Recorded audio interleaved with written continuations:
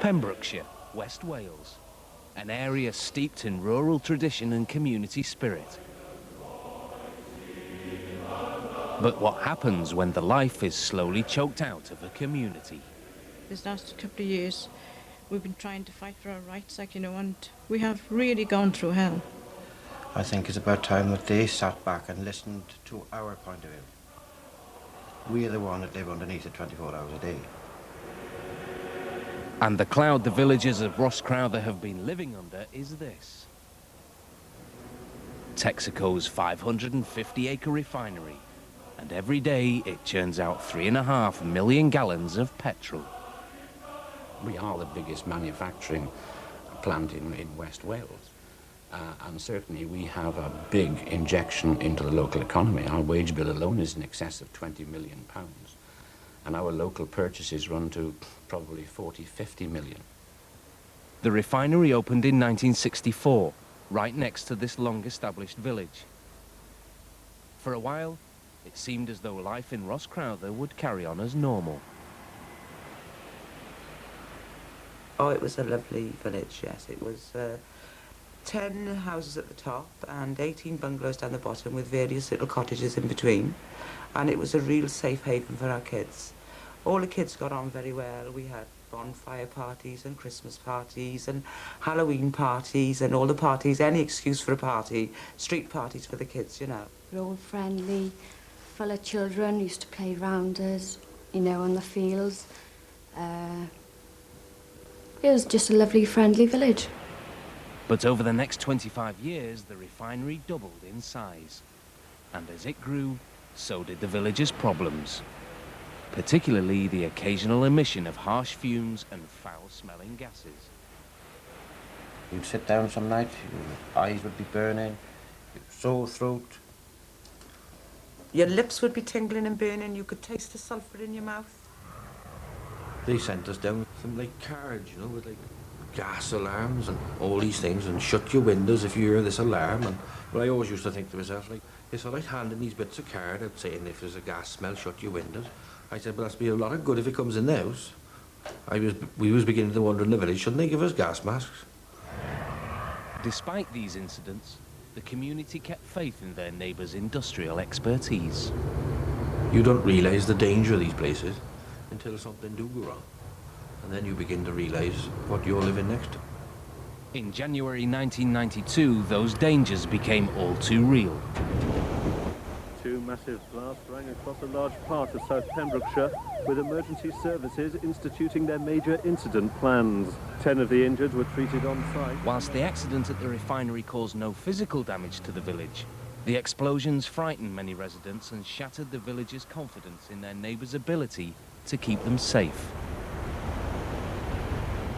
When I left here even, I was still waking up in the night, having dreams that Texaco was on fire, running through the fields, trying to get away.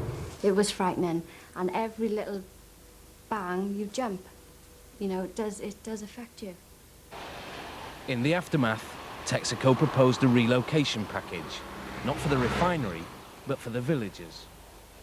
Although there was no safety case, nothing to say these people have to move, we have a policy here for public relations, a good neighbour policy. And we said, look, as part of our policy, we will put together a package which enables those people who want to move out of the village to do so.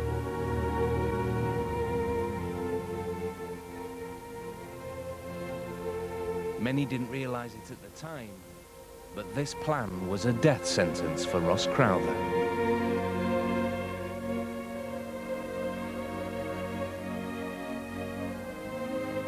But it was terrible to see the village being split up like that, wasn't it? After being brought up in a village, I only knows village life.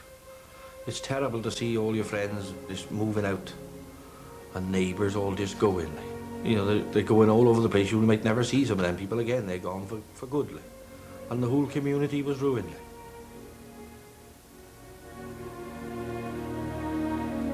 We watched our friends pack up. We watched them move out. We watched their homes being boarded up. We watched the demolition crews coming in and demolishing them. And it was very traumatic. Very, very traumatic. we worked very hard in '92 to reassure the people that were there, and some people had lived there way before the refinery was built, and reassure them that it was quite safe to live. I mean, buying the village was a decision we took when really every effort to persuade the community to stay together had failed. But one afternoon in 1994, another even bigger explosion ripped through the plant. I've never heard anything like it. There was such a thud to it. But I honestly thought a thunderbolt had hit the house. And I thought, my God, the ceilings come down, the soot come out the chimneys. And it was horrific. Next thing I heard the wife screaming. I thought, what happened here now? And I was on the floor because me and the settee went upside down with a shock of the bang, I suppose. It must have made me jump or whatever. I don't know. All the windows come in, the back windows came in against the wall. If we'd been in the kitchen for another 2 seconds, goodness knows what would have happened to us. 1 minute, we wasn't sitting there for, 1 minute. Put the telly on, watch the motor race in. Next thing I knew was the Venetian blinds wrapped around my neck. I mean, there was flames leaping. I mean, it was unbelievable. I mean, them flames were going 250, 300 foot high. Flames. I mean, it was unbelievable. The villagers were evacuated on that first afternoon, but it took 4 days to put out the intense fire. There was no danger. I mean, there was some damage, structural damage to roofs and cracked windows and so on, but nobody was hurt outside. The villagers considered that fact to be a small miracle. After the explosion and fire, the exodus gathered pace and the fate of Ross Crowther was sealed. We are shortly going to be the last people here. Our only remaining neighbours will probably be moving within the next week or two. And that leaves us here on our own, which was once a happy little village full of children and dogs and cats and God knows what else. And now we're going to be left here completely on our own. Thanks to Texaco. They've created a situation, and we are suffering for it. Texaco never wanted to own Ross Crowther. Quite simply that. We have no use for the land, and we were quite happy to have our neighbours there. But we didn't want people living next door to us, quite honestly, who for whatever reason, maybe without foundation, felt scared. We've lost our roots.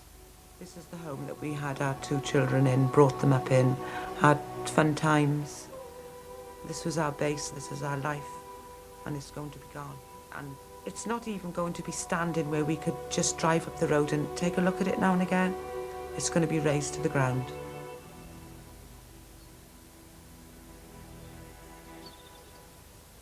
In part 2, a caustic confrontation.